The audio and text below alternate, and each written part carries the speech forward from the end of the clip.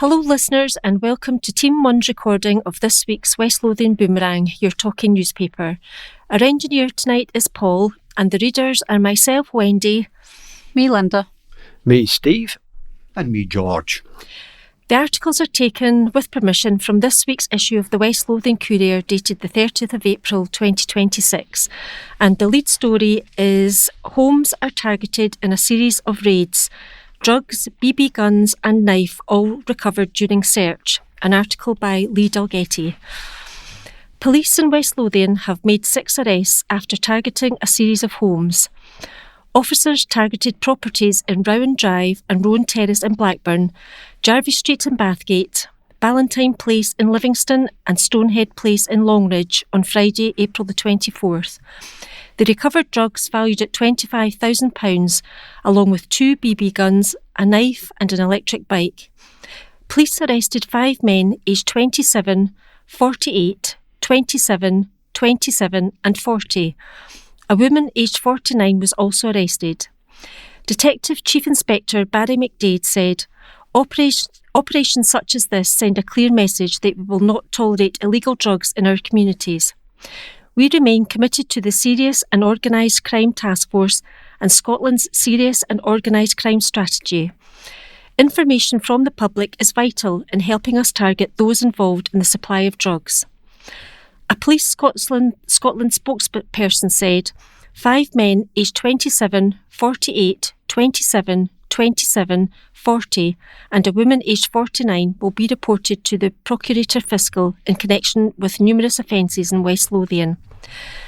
Officers targeted properties in Rowan Drive, Jarvie Street, Rowan Terrace, Ballantyne Place and Stonehead Place on Friday, 24th of April 2026.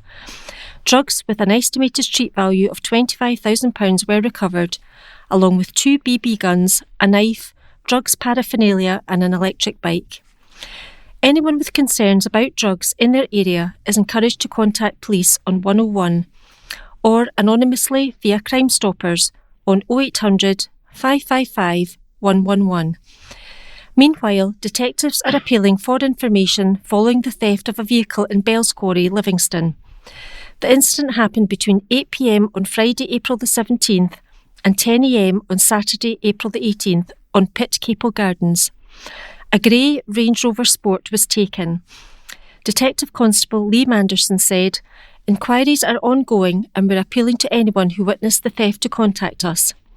We'd also ask anyone with private CCTV or dashcam footage that may assist our inquiries to come forward. Anyone with information is asked to contact Police Scotland on 101, quoting incident 1073 of the 18th of April 2026. Girls' Clothing Bank adding touch of class, an article by Stuart Somerville. Girls in a West Lothian primary school hit upon a novel way to help classmates. Their idea for a clothing bank was given a touch of class when they decided to mimic one of the world's top fashion brands, Louis Vuitton.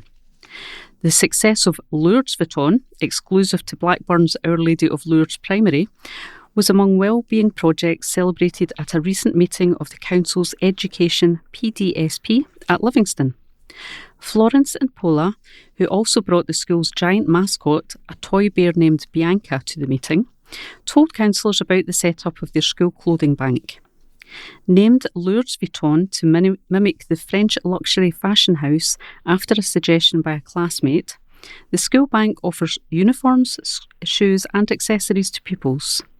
The clothing bank also has themed costumes for Halloween and Christmas, and the girls are also able to offer sports kit such as football boots and dancewear to help children outside of school with their sports or other interests. Paula told the meeting, Lourdes Vuitton is central to our school. It's also central to our health and well-being. Pupils from other schools also spoke about in-school projects to promote well-being, inclusion and attendance, including anti-bullying projects and pupil respect in Winchborough Academy and West Calder High School. A pupil from Ogilvie campus summed up the feeling of all who took part in the presentation when he said, I feel included at school. A report for the PDSP said, the Wellbeing, Inclusion and Attendance outcome aims to improve the wellbeing, inclusion and attendance of all children and young people, while also promoting confidence, independent thinking and resilience.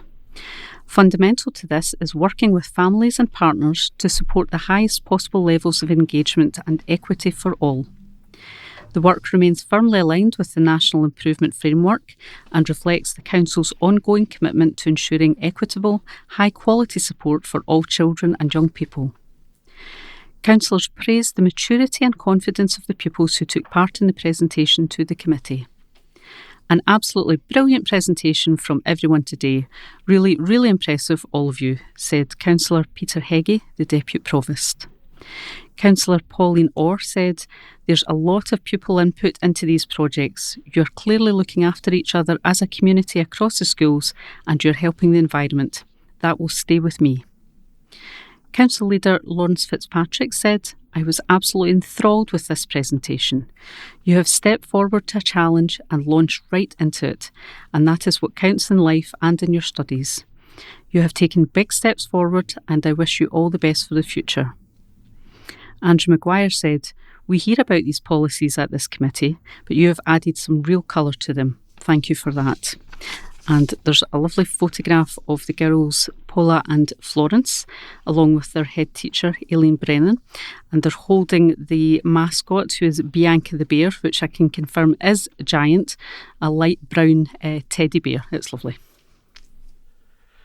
Gold Standard for Academy as Pupils and Staff Net Award. This is an article by Ross Thompson.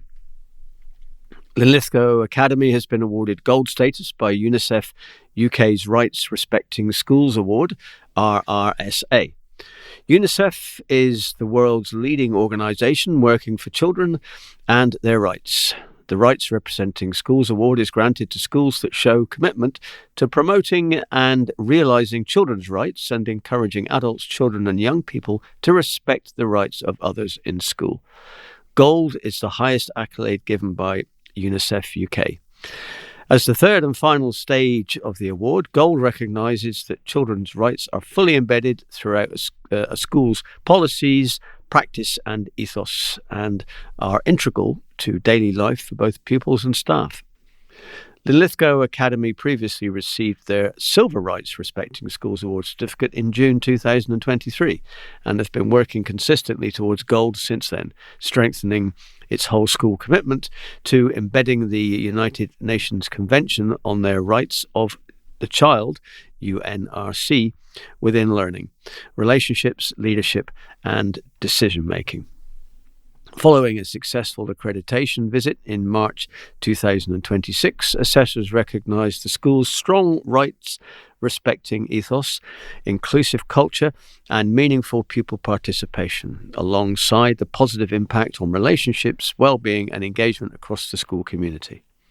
Members of the pupil group who helped lead and embed the rights respecting schools work said, we have had real opportunities to share our views and make changes that matter. Learning about our rights has helped us feel more confident, respected and included, and we believe it has made our school a better place for everyone. We are proud that our work has helped Linlithgow Academy achieve gold. Drew Hunter, teacher for lead for Rights Respecting Schools, said, this award represents years of sustained work and shared commitment across the school.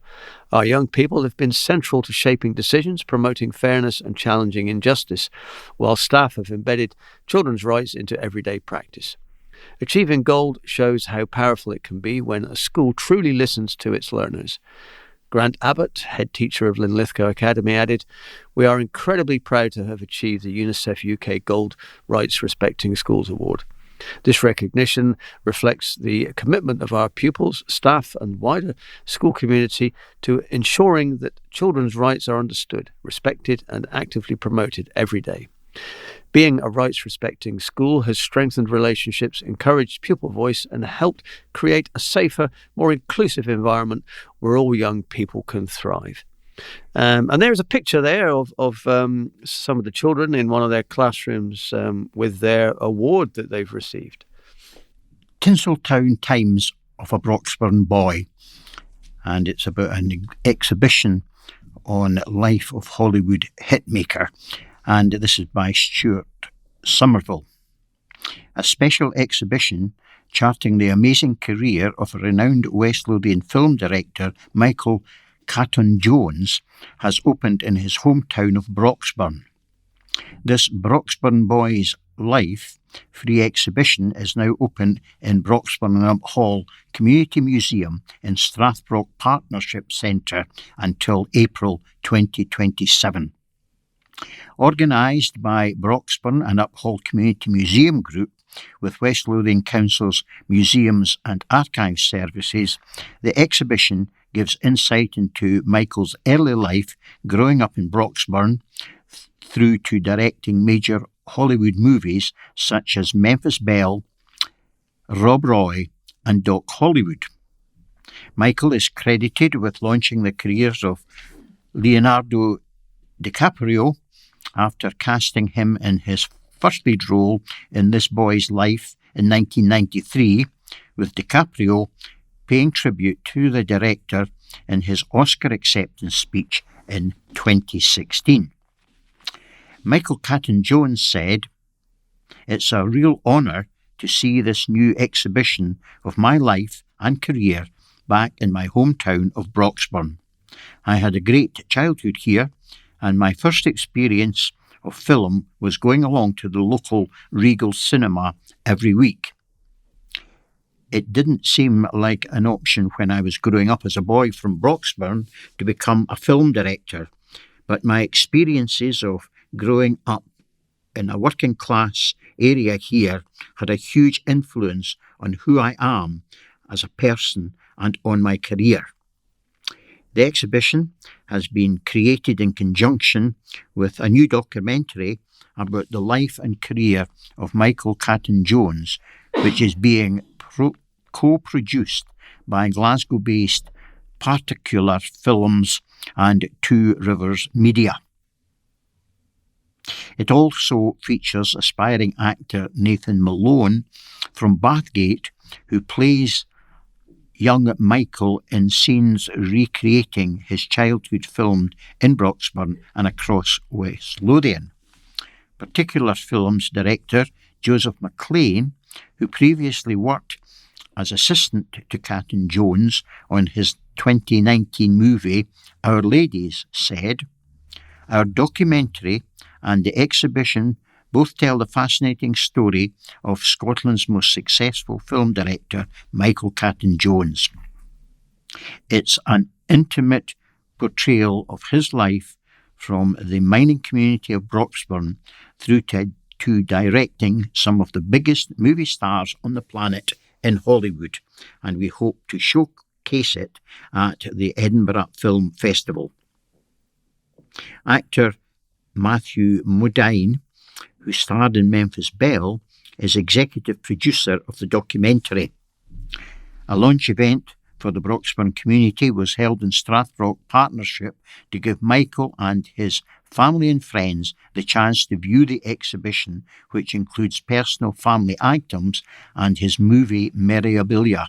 The afternoon featured a question-answer session with Michael, a screening of the trailer of the documentary, and music from his movie soundtracks, including a special Barsok performance of Rob Roy theme Eileen Doohan from Broxburn United Sport Club's song for Fun Community Choir. West Lothian County Council Heritage Manager Emma Peaty said, "The exhibition at Broxburn and Uphall Community Museum is free to attend during the opening hours at Strathbrock Partnership Centre until April 2027, so hopefully as many people as possible get along to see it.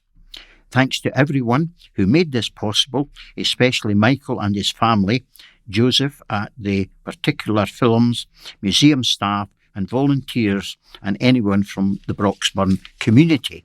And the article is accompanied by 7 pictures in total, some showing that the pictures on the wall about the show, the group singing the piece they sang, and various other things, including a full-face portrait of the man himself, Michael. Council rent changes made to tackle arrears, an article by Stuart Somerville. A change in the way council rent is collected could be on the way as housing officers tackle growing rent arrears. Housing officers described a range of early intervention measures they use to help tenants stay in their homes and manage debts at a time when many are facing increasing costs. However, the council has still had to evict 45 tenants in the last year, a move which cost the council £800 a time, approximately £36,000 in the last year, on top of the lost rent. The report to the Housing Services Policy, Development and Scrutiny Panel came in response to a composite motion by the full council earlier this year. With the current rent arrears figure sitting at more than £4 million across the county, councillors called for action. Council rents have historically been collected over 48 weeks of the year, with 2 weeks off, in inverted commas, over Christmas and at the end of the financial year in March. West Lothian currently has 14,367 tenancies with an average rent of £95.42 a week. A total of 864 new tenancies were added in the last year. Housing officers told the committee changes to rent collection could be made when the new 5-year collection strategy comes into effect beyond 2027. The council motion suggested making rent collectible over 52 rather than 48 weeks. Could make payment of rent more affordable for the most vulnerable or who are facing deepening financial pressure. In the meeting, Councillor Tony Boyle suggested it would work better because it would align with universal credit payments.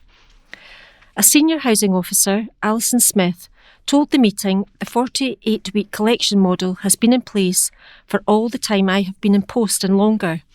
I think it is something that the council could look at as part of a new strategy. She added that regular updates on rent collection would be made to the local area committee as well as the Housing Services PDSP. Rent collection remains well above 90% across the 9 council wards of West Lothian.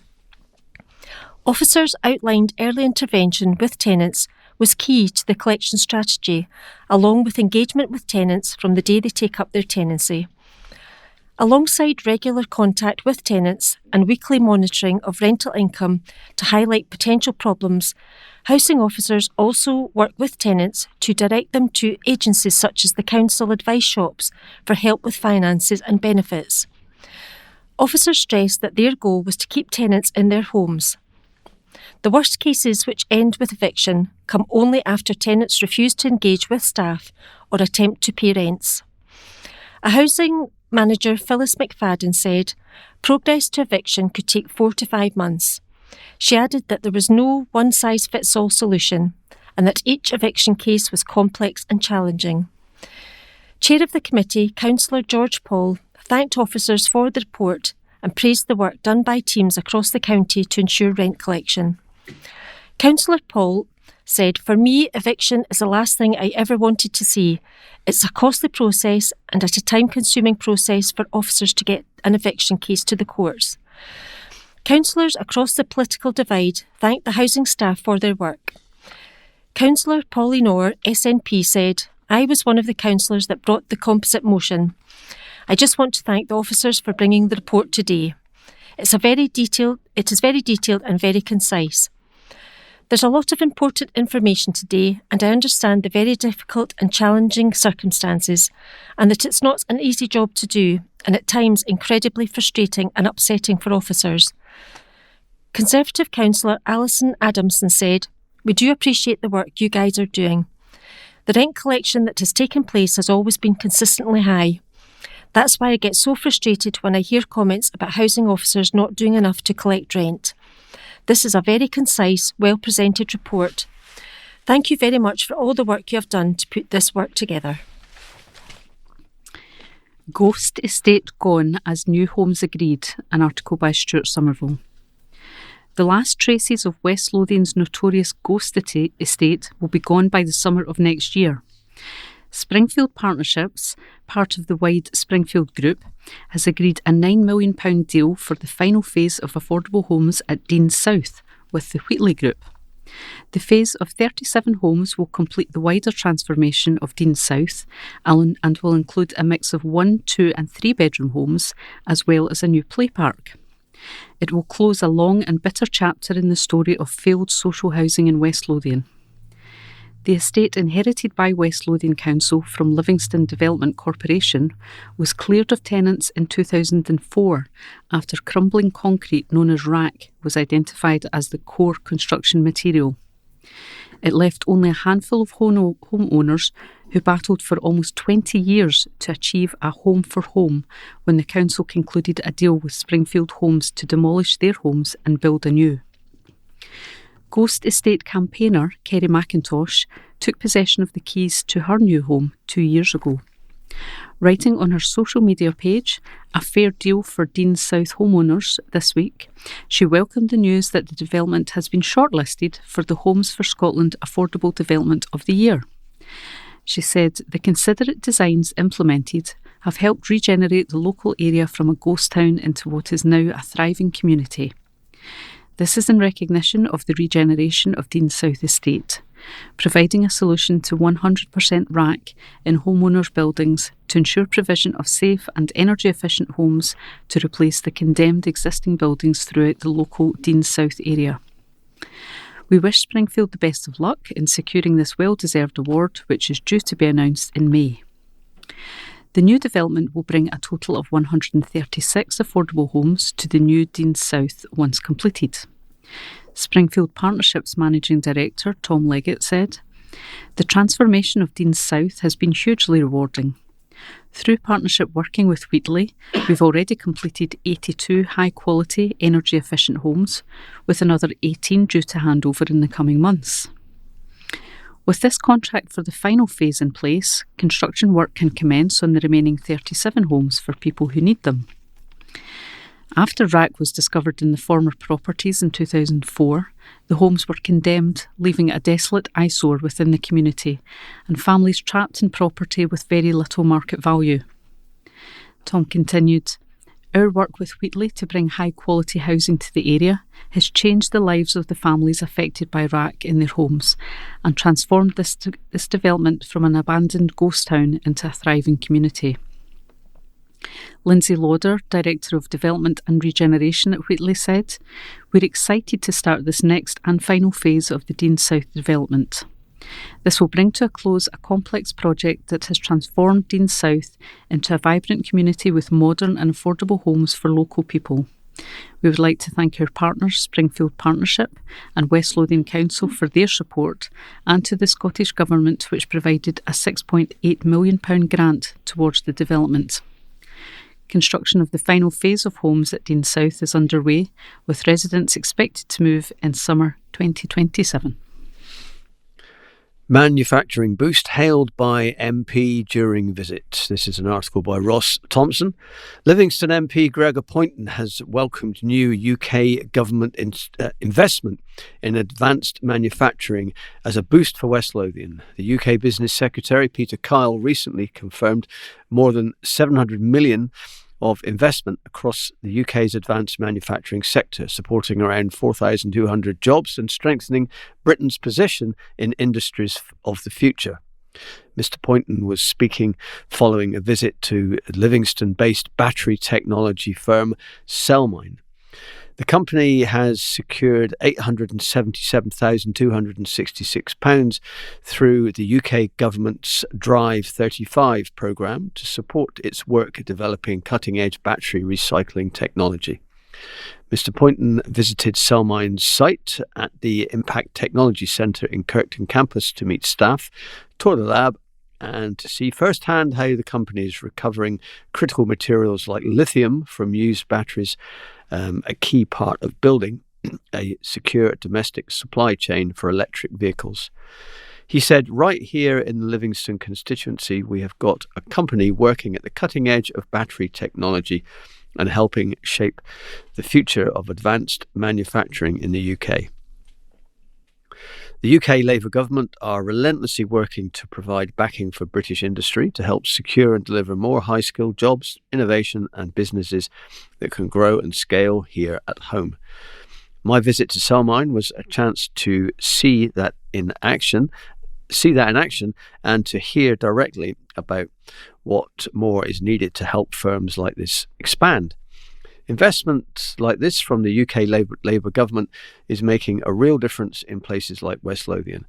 If we want secure jobs and long-term growth, we need to back companies that are developing the technologies of the future and make sure they're rooted right here in communities like ours. The UK government's modern industrial strategy is focused on strengthening domestic supply chains, supporting battery innovation, and ensuring companies can scale up in Britain rather than moving overseas. Cellmine's work in recycling lithium batteries supports that ambition by reducing reliance on imported material and helping build a more resilient, sustainable manufacturing base. Simon Rathbone, CEO of Cellmine, said, "Building a sustainable battery supply chain in the UK is a major industrial opportunity, and Scotland is at the heart of that. At Cellmine, we're developing advanced recycling technology that can turn battery waste into high-value materials for reuse in new batteries. Government support is essential to help companies like ours scale quickly, attract investment, and ensure the UK remains competitive in this rapidly growing global market." And there's a photograph there of several people dressed in white coats in the laboratory, and the MP there standing with them. Man treated for serious injuries. A West Lothian man was seriously assaulted on Wednesday, April the 22nd, before being rushed to hospital. The incident took place around 4:50 p.m. on Deans Road North. The 33-year-old man was approached and seriously assaulted. He was treated for his injuries. The suspect is described as a man aged around 40 years old, of stocky build, over 5'7" tall, and spoke with a local accent.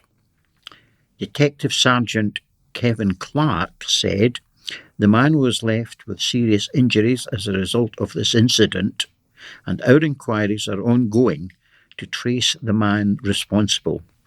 We know that this is a busy road, so we would ask that anyone who witnessed the incident or have any information come forward and speak to officers.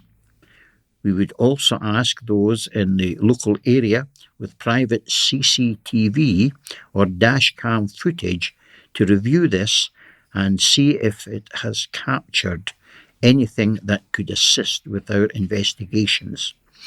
Anyone with information is asked to contact Police Scotland on 101, quoting the incident number 3688 of 22 April 2026. Company announced new hire.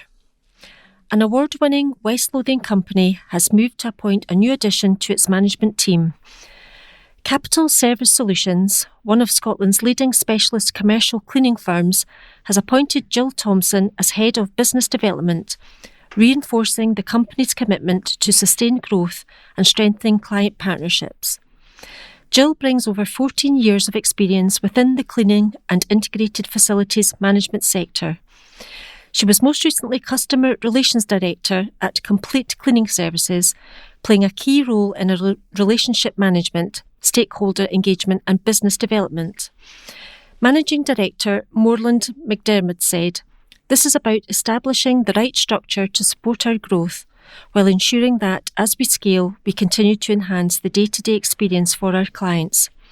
Jill understands what true service excellence looks like on site, not just in theory, but in how services are delivered, managed and held to account every day.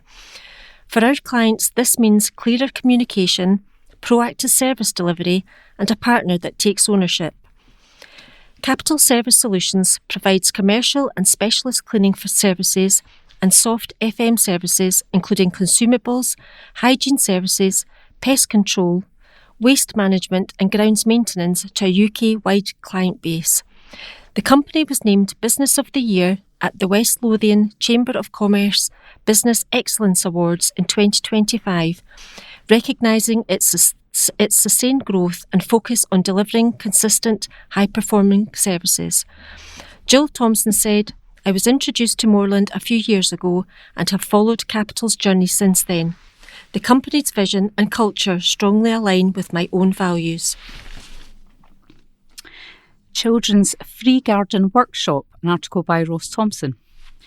Dobie's free-to-attend Children's Gardening Workshop is here for the month of May, giving children the chance to discover the power of plants. The session takes place on Sunday, May the 3rd at the Livingston store and will cover everything there is to know about different types of plants, the way they protect themselves and their healing properties. May's Little Seedlings Club at Dobie's Livingston store will explore the unexpected powers of plants with a focus on climbing plants, carnivorous plants and healing plants, and will be looking at specific garden powerhouses such as the Venus flytrap, climbing ivy, chamomile, aloe vera and many more. Children will have the opportunity to join hands-on activities in a group setting alongside fellow young gardening enthusiasts. In the May workshop, they will explore the soothing qualities of lavender and discover how it attracts essential pollinators to the garden. Afterwards, each child will get to plant their own lavender pot to take home. Dobie's event programme manager, Aisha Nixon, said, "The power of plants is an inspiring and important topic for our little seedlings to discover this May. Children taking part can get excited to learn about plants with special powers, including the ability to climb, protect themselves, and healing properties." Dobie's Little Seedlings Club is a fantastic way to get children enthusiastic about spending time in their gardens and nature. The free workshops at our Livingston store are designed to be engaging and encourage curiosity, and the hands-on activities are always a highlight. For those looking to get involved in Dobie's Little Seedlings Club and book a free space at the Livingston store, visit dobies.com/events. Vehicle torched. And this is a short article by Cara Blackhall. West Lothian Police have issued an urgent appeal for CCTV footage after a car was set alight in Livingston on Friday night.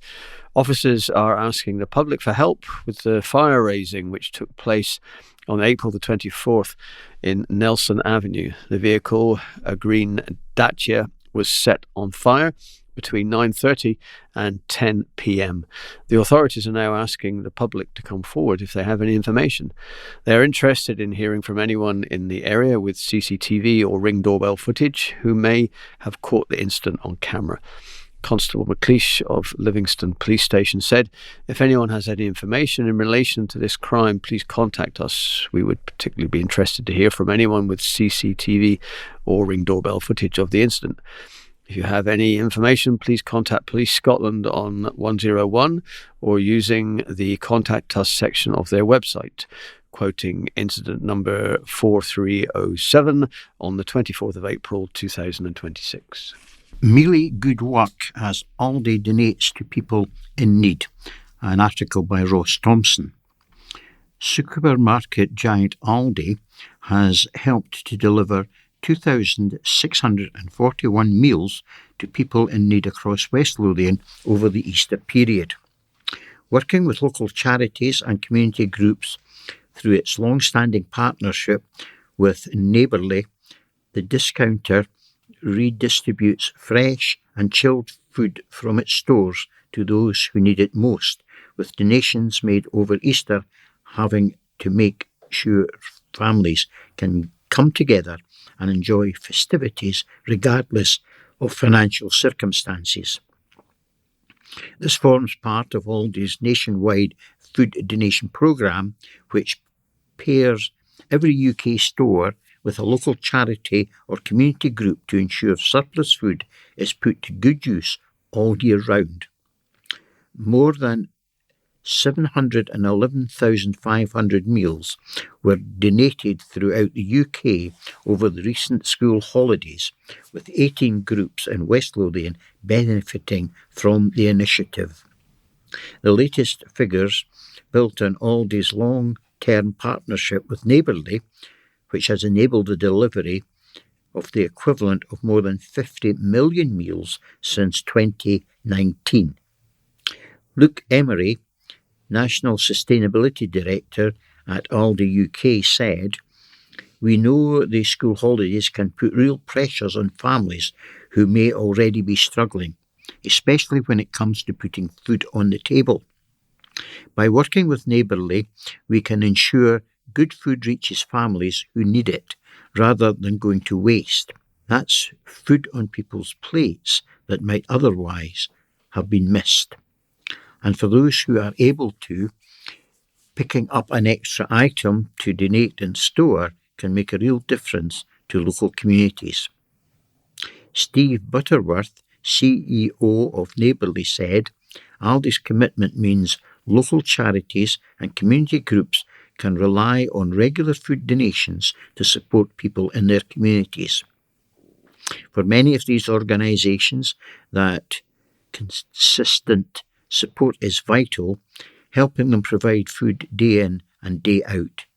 In addition, Aldi also works with partners including Company Shop Group, another distributor of surplus food and household products, to redistribute surplus stocks from its regional distribution centres to support households across the UK.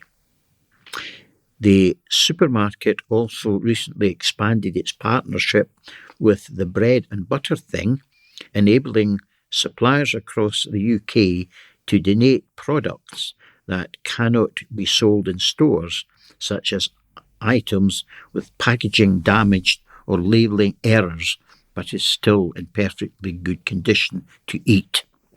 And the article is beside a picture of a group of people, members of staff from Aldi, holding up a box of various items of food in a very colourful picture here that indicates what has been going to happen with some of the food that they're donating.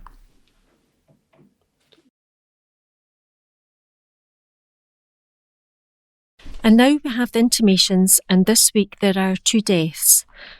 Anne Ewart Miller, Longniddry, Bathgate, quite suddenly but peacefully at home as per her wishes on Friday the 10th of April.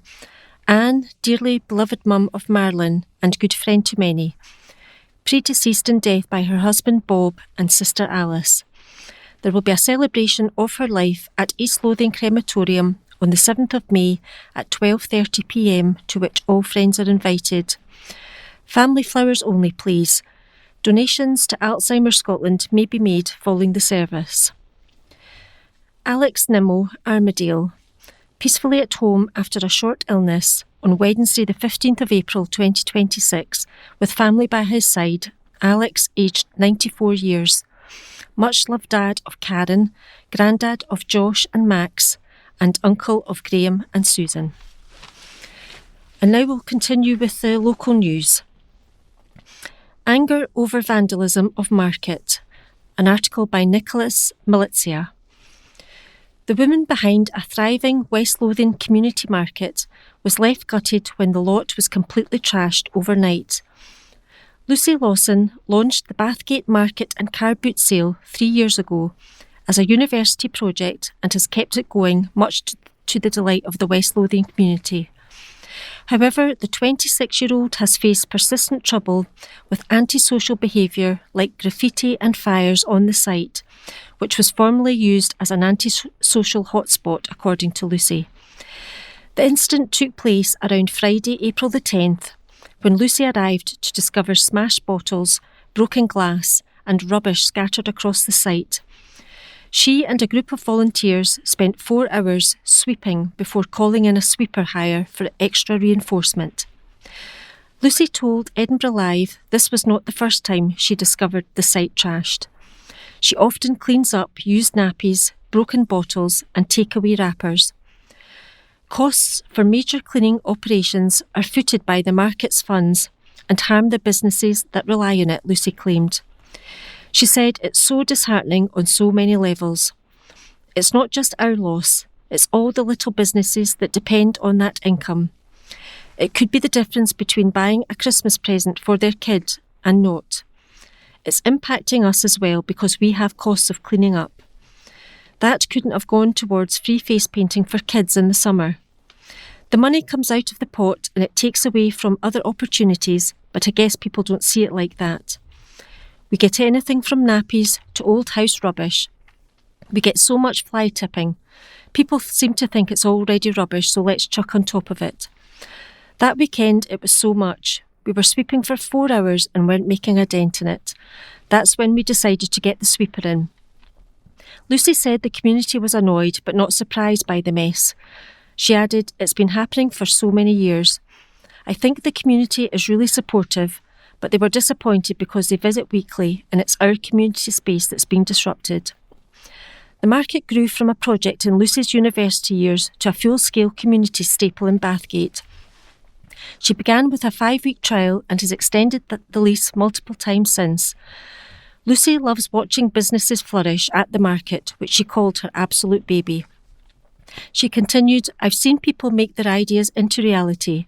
A baker started with us and now they have a full-scale bread operation. Some people say they come and it's the first person they spoke to all week. That's what makes it so special to me, is seeing how special it is for other people. We had an Easter bunny come the other week. A mum said she couldn't afford to have taken her daughter to see the Easter bunny elsewhere. It's just nice wee things. Rain or shine, we're there every Saturday. It's good to be there for people. The Bathgate Market and car boot sale takes place every Saturday at 9 a.m. at the Old Station Car Park, Bathgate. You can find more information on their Facebook page. Tamil New Year marked with big celebration, an unattributed article. Families and community members came together in Livingston to celebrate Tamil Puthandu, marking the Tamil New Year. The event was a joyful celebration of culture, heritage and community spirit, with guests enjoying traditional South Indian cuisine, speeches from invited guests and a vibrant afternoon of cultural performances and interactive activities. Tamil New Year, observed each year on April the 14th, marks the beginning of the Tamil calendar and is a time of renewal, reflection and hope for the year ahead. Speaking at the event, the SNP's candidate for the Amman Valley constituency, Angela Constance, said, "It is always a pleasure to join this wonderful celebration of Tamil New Year. Events like this showcase the rich diversity that makes West Lothian such a welcoming and vibrant place. It is an opportunity to celebrate culture, strengthen community ties, and look ahead with hope and optimism for the year to come. I want to thank the organisers for their continued work in promoting Tamil culture and for bringing people of all backgrounds together through shared celebration, understanding and community spirit." This next article is called Young Musician of the Year. It's by Ross Thompson. Yanni takes top prize at superb final. West Lothian's Young Musician of the Year has been crowned. Amazing pianist Yanni Chan from West Calder High School took home the top prize following a superb final. Her amazing performance of Il Porco Rosso by Joe Hisaichi from the soundtrack of the classic Studio Ghibli animation of the same name impressed the judges at the West Lothian wide final in Dean's Community High School in Livingston. This marks the third year of success for West Calder High School musicians, with tenor horn player Tyler Clark picking up the 2024 award and fellow pianist Letitia Chan achieving the 2024 trophy. Solo performers from nearly every secondary school in West Lothian competed for the prestigious award in front of an audience of parents and invited guests. The performances showcased a variety of instrumental disciplines and musical styles, including classical, jazz, traditional Scottish music, musical theatre and heavy metal, highlighting the depth and breadth of musical talent that we are proud to nurture here in West Lothian. The runners-up were in a classical guitarist Flynn Cameron from St Margaret's Academy in Livingston for his excellent rendition of Cobalt by Paul Svoboda, and alto saxophonist Elliot Robertson from Inveralmond Community High School in Livingston for his wonderful rendition of Star Eyes by Jean de Paul. Trophies were also handed out for the West Lothian Ensemble of the Year competitions at the event, with Armadale Academy Brass Quartet as brass ensemble winners and Linlithgow Academy Woodwind Ensemble for open ensemble. Both performed on the night along with previous winner Tyler Clark. The event was part of the Scottish Young Musician Competition, a nationwide festival of music open to all school-aged children who learn an instrument through the council's instrumental music service or private tuition. They provide the trophies and awards thanks to support from the Musical Education Partnership Group. Special thanks go to the judging panel of former Dean's teacher Carl Madden, previous pipe major of West Lothian School's pipe band Gordon Bruce, and local professional musician Amy Gray, as well as to the music education staff who go to huge efforts to provide opportunities for young people. And there's a wonderful double-page spread here, which includes a team photograph of all the winners with their trophies and the runners-up, plus the children playing on the pianos, flutes, bassoons, saxophones, guitars, and every instrument under the sun. Another article by Stuart Somerville entitled "New Homes Plan Given to Go Ahead." Detailed plans for 91 new homes on the southeastern fringe of Dechmont have been agreed.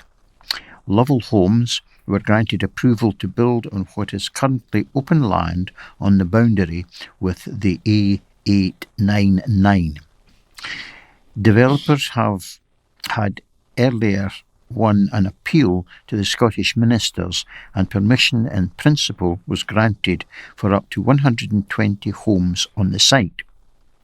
Planning Officer Gillian Cyphus told a meeting of the Development Management Committee the application site, which is currently an undeveloped field, is located at the eastern end of Dechmont between Main Street, the A899 and Dechmont roundabout. To the south and to the west, existing houses partly backs onto the site and overlooks it. The site is bounded on all sides by dense hedgerow and trees, which will be mostly protected. Planning papers detail a hedgerow runs along the northern boundary where the site access is proposed. Trees and hedgerow also line along the eastern edge adjacent to the A899. A small watercourse runs along the south of the site with an area of scrub and woodland covering the far south of the site, in an area that is purely drained and will have to be developed. While the application attracted 30 objections, including one from the Village Community Council, a representative of the council, Ian Watt, told the DMC that the main concerns were that no play areas were planned on the new site. The nearest play area is within the regulated distance of 500 metres. However, as Mr. Watt pointed out, that means children having to walk the length of an often busy main street to reach the existing play park. Mr. Watt also raised concern about mowing paths planned for the grassy areas around the development. These areas were known as marshland, and the paths would often be soaking wet and difficult to maintain. The Community Council accepted that the developers had changed plans and also indicated that they wanted to keep as much of the hedgerow as possible. Councillor Willie Boyle expressed concern about road degeneration around the site during construction and asked if monitoring of both the council and the developers could be conditioned. This was agreed. Agents for the developer stressed that they had met regularly with the community, including the Community Council, to ensure that the design would fit in with the village, including the design of access points and specific buildings. The new development will include a range of house sizes and also include a percentage of new affordable homes to let. The development will add to house building at Bangor Village, the site at the western end of the village of Decmont, and this area will be transformed from a once isolated village to a largely empty A89 to a busy commuter corridor settlement just north of Livingston's boundary. And now we have Club of the Week. And this week's Club of the Week is Livingston Players. And the West Lothian Courier spoke with Jamie Edwardson to find out more about the club and its members. So there was a question and answer session. Tell us some background information on your club. We are a local amateur theatre group based in Livingston, formed in 1970, and we've been producing high-quality amateur theatre ever since. Most recently, we perform at Reconnect Howden Park. We run a January play, a May musical, a September musical, a winter cabaret-style concert, and various fundraising initiatives throughout the year for our group and chosen charities. We're a registered charity. We pride ourselves on bringing high-quality theatre to the local community.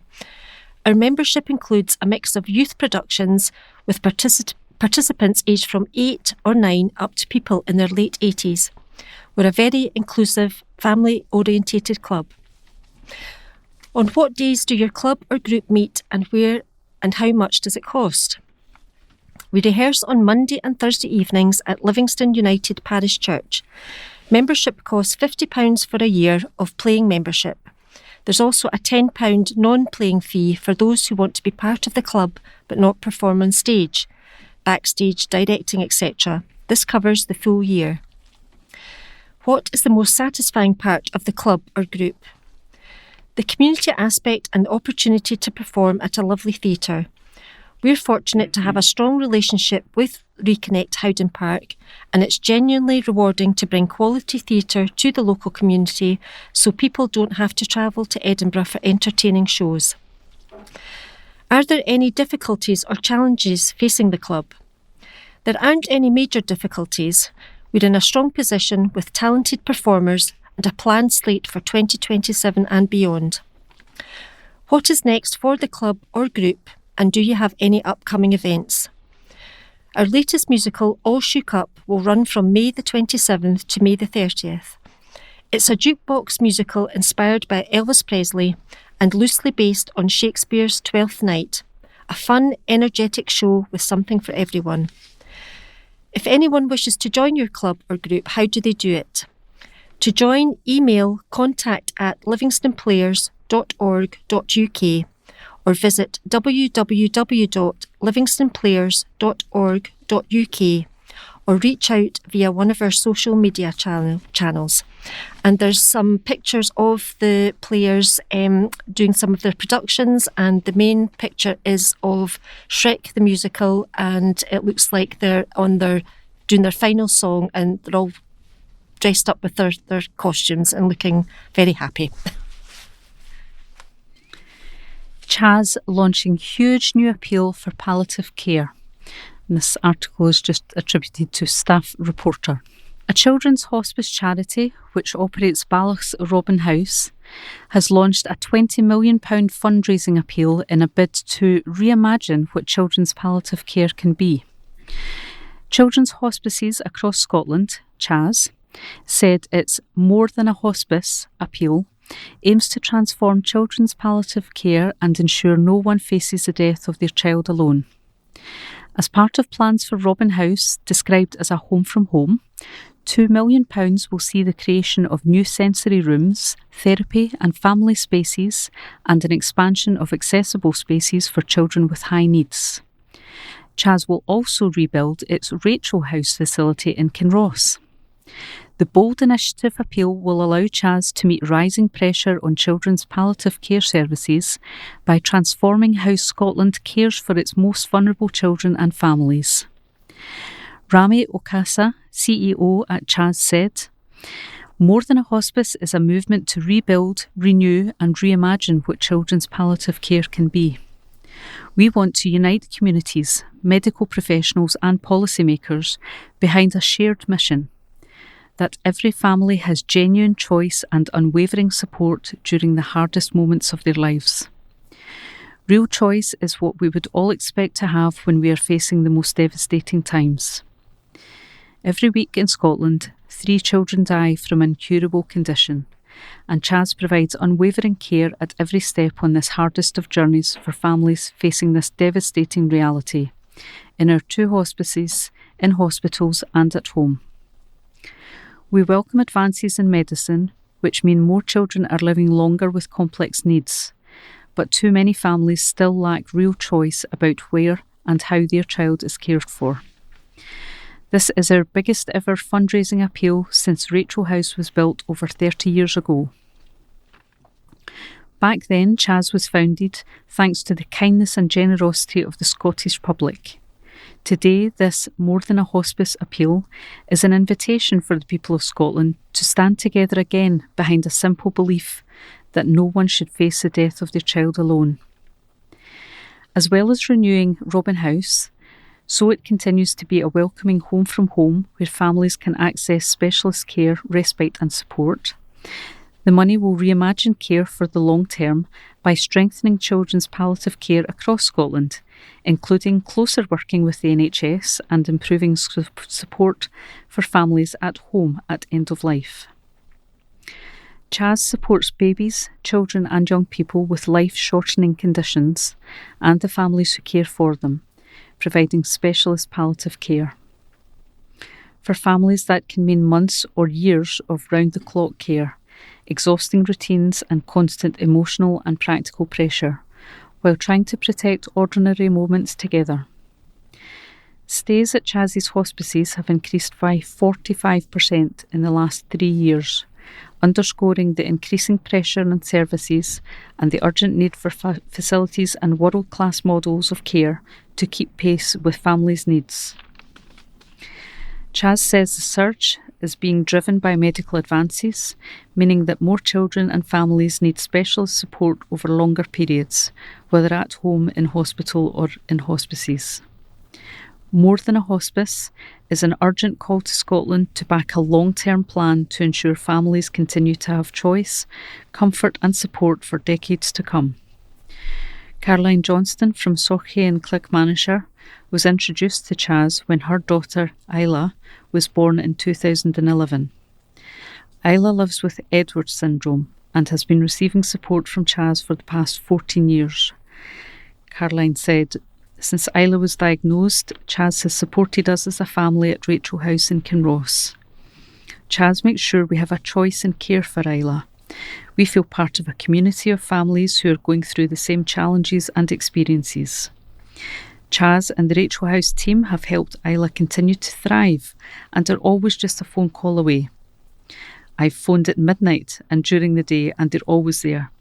If I'm lying awake during the night worrying about something to do with Isla and need to chat to someone, I know I can phone Chas. That truly is a lifeline." Isla absolutely loves the sensory room and going out for walks around the beautiful grounds.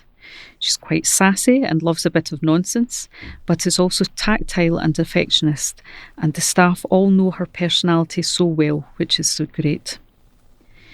To mark the launch of the appeal, Chas is asking people to make their mark on a giant fingerprint tree. Each print is a pledge to support Chas More Than a Hospice appeal and help transform hospice and palliative care for Scotland's children and families now and for the future. The beautiful large-scale visual created in partnership with artist Marion Dutchers starts with a single fingerprint and grows with every addition from children and their families. It will create a lasting reminder that no family should face the death of a child alone. To make your mark, donate at chas.org.uk. Designer Outlet will host discount event. Article by Ross Thompson. Livingston Designer Outlet is set to host a major 4-day discount event offering visitors exceptional savings on top of already discounted outlet prices. From April the 30th to May the 3rd, visitors will be able to take advantage of further reductions across fashion, footwear, accessories and homeware, with many retailers offering an extra 20% off and selected brands unlocking even greater savings for higher spend thresholds. Among the standout offers, Adidas will be offering tiered discounts of 20% off when spending £60, 30% off £90 and 40% off £130, while Columbia will provide 20% off apparel and 30% off footwear. The North Face will also be taking part with a spend 150 save 20% promotion, giving shoppers the opportunity to invest in high quality outdoor wear for less.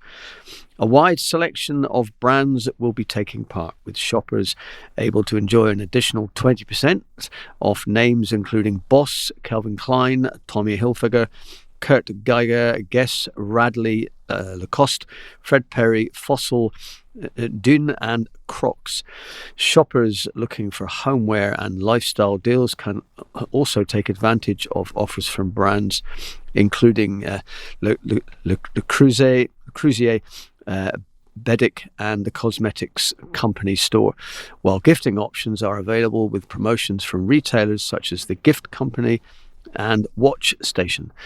With such a wide range of participating brands, the event offers something for everyone, whether visitors are updating their wardrobe, preparing for the new season, or searching for the perfect gift. Alongside exclusive discounts, visitors can enjoy Livingston Designer Outlet's full retail experience, including a variety of dining options, making it an ideal destination for a day out. Michael Whitelaw, Centre Director at Livingston Designer Outlet, said, "We're delighted to bring back one of our much anticipated discount events, giving our visitors the chance to enjoy even greater savings across a fantastic mix of brands. Whether you're looking for fashion accessories or homeware, there really is something for everyone, and we look forward to welcoming shoppers for what promises to be a busy and exciting event." To find out all participating retailers, visit www.livingston-designer-outlet.co.uk. Cool Colin is a bright boy, and this is by a staff reporter. Colin is a very handsome 4-year-old Staffordshire Bull Terrier cross at Dogs Trust, West Calder, waiting to meet his special someone. Colin adores spending time with his favourite people and has settled in well to life in a foster home. He is bonded with his foster carer and he loves being in a home environment. He is especially excited when it's time for walkies and dinner time. Colin is a super smart lad who loves to snooze curled up against his favourite caterpillar toy. As he is such a bright boy, he would be happy to learn new tricks and have fun with further training. Colin prefers to walk in quiet areas free from other dogs, where he can sniff, explore and take in all the sights and the sounds. A home with a secure garden where he can play and catch up on his beauty sleep, along with his caterpillar, would be his absolute dream. Colin is becoming more confident in his foster home, which has been wonderful to witness. He requires an adult-only home with no other pets. His person would be active, looking for an adventure buddy, and after a day of walkies and fun, a snuggle buddy. Dogs Trust currently has hundreds of dogs in its care who are ready to meet someone like you. To find out more about all the poochies patiently waiting to be adopted as Dogs Trust West Lothian, then visit www.dogstrust.org www.uk.com/West Calder. Sophie aiming to bowl over rivals at games, an article by Ross Thompson. A West Lothian primary school teacher is aiming for Commonwealth Games success this summer. Winchborough primary school teacher Sophie McGrowther has been selected to represent Team Scotland in bowls at this summer's Commonwealth Games in Glasgow. It's a fantastic achievement for Primary 6 teacher Sophie, who at 22 will be the youngest member of the bowls team representing Scotland at the Games. She will be participating in the women's singles event. Success isn't new for Sophie. After taking up the sport at the age of 10, she was the youngest player ever to qualify to play at the Scottish National Championships at 14. In 2025, she was crowned World Indoor Singles Champion aged 21. Sophie said, "It's an absolute dream come true to be picked for Team Scotland at the Commonwealth Games. I'm looking forward to the whole experience and especially the home crowds. Obviously, I'll be hoping to medal, but I also just want to take it all in and enjoy every second of it." Glasgow 2026 will see bowls and para bowls in a reimagined format, and for the first time in Games history, it will be played indoors. With 4 medal events in bowls and 3 in para bowls, the revised competition formats will be fully integrated and run across all 10 days of the competition. Eleanor Middlemiss, Team Scotland Chef de Mission, said, "We are delighted to announce the entire team for bowls and para bowls, and I'd like to congratulate all the athletes selected. Our bowls and para bowls athletes have historically been very successful at the Games, and I'm sure it'll be no different with this exciting new format and in an indoor setting. This team has such a mix of youth and experience. It is wonderful to see the sport attracting new players of all ages, and I'm sure they will undoubtedly inspire those who come along to watch and cheer them on at the SEC Centre. Athletes from across all 10 sports and 6 para sports featured at Glasgow 2026 will continue to be selected in the coming months as Team Scotland shapes up for an exciting home Games. Bowls and para bowls take place at the Scottish Event Campus, with competition running from July the 24th to August the 2nd. Netters are on the ball after Cala donation, an unattributed article. A house builder has provided funding to a West Lothian netball club, reinforcing its commitment to investing in the communities centred around its developments. West Lothian Netters has received a commitment of £3,000 over the next 3 years from Cala Homes East as part of the Home Builders Community Pledge Initiative for its nearby Pinefields development in Livingston, located just off Charlesfield Road. Cala's community pledge goes beyond planning expectations by supporting local community groups and organisations throughout the life cycle of the development, and in collaboration with the community to ensure local needs are addressed.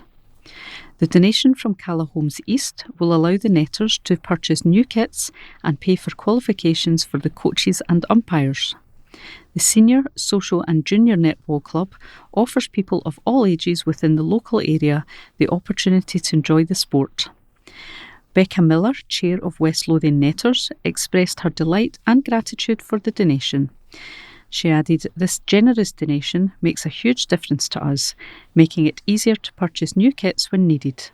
The team works incredibly hard and we are so thankful for this support from Cala Homes East." And there's a lovely photograph accompanying the article with lots of the team in their blue and red uniforms holding netballs, standing in front of the Cala showhome. Kai hopes to emulate UFC star as he claims first MMA title belt. Article by James Bovington. A young man from Stoneyburn who recently turned 18 is building a solid reputation as a tough and talented MMA fighter and hopes to follow in the footsteps of Scottish superstar Paul Craig. Kai Sweeney had his first MMA bout aged 17 and recently returned from Yorkshire, having won a title belt on the prestigious BMF Bad Mofo show in Barnsley. Kai, who lives with his dad, stepmom and 4 younger siblings, said I'm undefeated and have now won 5 amateur MMA fights, with the highlight being the title belt win in Barnsley. It was a special moment for me to be able to show the belt to my family, as this was something that I'd earned through hard work and complete dedication to my training. I dominated the first 2 rounds and then won the fight with a pretty vicious 3rd round head kick, which knocked my opponent to the canvas. I train at higher level MMA in Bathgate 6 days a week. I'm there most of the time, as it happens, and as I have frequent strength and conditioning sessions, as well as training in striking and grappling, which are the fundamentals of MMA. 2 weeks prior to a bout, we taper down to avoid burnout. I need to be in peak condition on fight night, not a week before. Kai had his first amateur MMA fight on UKFC and admits recently retired UFC hero Paul Craig is among those he looks up to. He added, "I did well there. I knocked the opponent out 90 seconds into the first round. Like all young fighters, I'd seen UKFC as a stepping stone to UFC and be able eventually to join other Scottish fighters on major promotions that everyone looks up to. Athletes like Paul Craig and Sean Clancy. That's where I hope to belong to." Kai did some boxing as a younger teenager and had a few bouts representing Fauldhouse Boxing Club under Colin McNeil. "I've benefited massively from MMA. It's given me a purpose," said Kai. "I must have an aptitude for it, a talent even, and it's uplifting constantly to be learning new things. My aim this year is to keep getting amateur titles and make myself known throughout these islands. I'm scheduled to fight on the Machine MMA promotion at the Fed in Gateshead for a British title on May the 2nd. That's another major venue. These bouts are all stepping stones to get to the UFC and showing just what I can do amidst all the glitz and glamour. I know how good I am, and I know that I'm around the best people and coaches to get me there. I love being able to show just what I'm made of in the cage. MMA has a fearsome reputation, and the bouts can result in a bloodbath. But there are rules, and the referee is there to ensure the safety of each fighter. The aim is to get the opponent to submit. As an amateur adult, all striking positions are allowed. It's just that my bouts are shorter than those in professional fights. This means I can strike my opponent in the head repeatedly when he's on the canvas until he submits by tapping out. I don't really think about the dangers, as I just enjoy what I do. It's brutal, but that's what the opponent wants too. If you're in that cage, then I guess you enjoy the brutality. All elite athletes require sponsorship to achieve professional status, and potential sponsors can contact Kai via Instagram, which is at kai.sweeney. Notice there that Sweeney is double Y, or email kaisweeney1888 at mail.uk for details of how to get involved. He added, "I can't believe how many people and companies are putting their faith in me. I'm grateful to all my sponsors and their generosity. So many thanks to David Woods, Ben Woods, WL Driveway Restorations, Pat Performance, Robbie D Coaching, LAF Properties, Bright Gem Cleaning Services, D&A Utilities, and Civils Limited, and Swish Decor." And there's a great picture there of Kai draped in a saltire and with his fighting belt on, displaying all his muscles. Broxburn Group in a First for Disabled Kids, an article by Nicholas Melidzia. A trailblazing service has launched in West Lothian for children who live with physical disability and use frame walkers. Sports can play an integral role in development, from creating friendships, fostering confidence, and building active habits. But sports are not always accessible to all children, especially those with additional needs. The Broxburn United Sports Club now opened the first frame user multi-sport activity club on Scotland's east coast. The idea came initially from a parent of a child with additional needs who suggested that there would be a high demand for a club catering for frame users. Alan Chambers, Insight and Engagement Manager at the club, said, "We run another disability programme with kids and adults with physical and learning disabilities. It's grown to 30 or 40 kids per session. We're hoping for real success with the frame class as well. We're expecting it to be quite busy because this is the only one of its kind in the east of the country." The first ever session took place on Saturday, April the 18th, and the club saw a massive turnout, which they hope to sustain. The service is geared towards frame-using participants who may be living with conditions like cerebral palsy, muscular dystrophy, and congenital conditions. Since the group is brand new, the sports programme is flexible to allow staff to experiment with the children and see what works best. However, Alan said that they were keen to focus on multiple sports, including football, curling, and adapted tennis, to make sure it would be appealing to both boys and girls. Alan said that the group was a big thing and offered to an impactful space for the children. He spoke of success stories from their existing disability sports club, saying, "Many of these kids are in transition from youth to adult services and social work. They were finding that they were going from 5 to just 2 days worth of activity. It massively reduced the amount of activity they were receiving. We've had some success cases where our classes allow a parent to have those additional hours to go out and find full-time employment." Alan added, "There's a large social aspect to it as well. With people going through similar circumstances, it seems to have a massive impact. Health resources are stretched to the limit.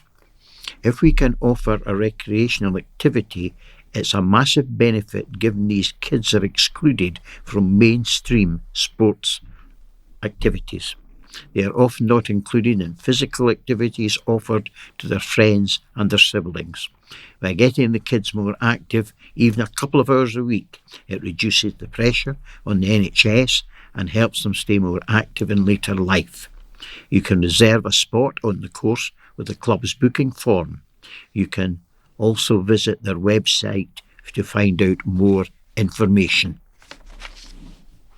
So that now brings us to the end of this week's recording of the latest edition of the West Lothian Courier. Please can I remind everyone again to kindly return the memory sticks by popping them into the envelope, and to remember to change the address label too. So that's all from Team 1 this evening, and we'll be back again in 6 weeks' time. So until then, it's goodbye from our engineer Paul, and from all the readers who are myself, Wendy. Good night from Linda. Goodbye from Steve. Goodbye from George.